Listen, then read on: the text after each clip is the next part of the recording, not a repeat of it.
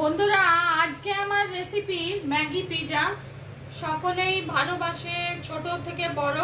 প্রথমে ম্যাগিটা করে নিলাম, জল দিয়ে ম্যাগি মশলা দিয়ে ম্যাগিটাকে সেদ্ধ করে নিলাম।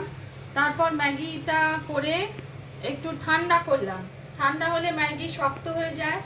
রিফাইন অয়েল দিয়ে প্যানে গ্যাস একদম কম করে তারপর সস মাখিয়ে তারপর ক্যাপসিকাম, টমেটো, তারপর পেঁয়াজ মানে অনিয়ন দিয়ে গার্নিশ করে তারপর চিজ দিয়ে, চিলি ফ্লেক্স, নুন, গোলমরিচ গুঁড়ো দিয়ে একটু কম আছে ওটাকে ম্যাগি পিজাটাকে কম আছে একটু স্টিম করে নিলাম।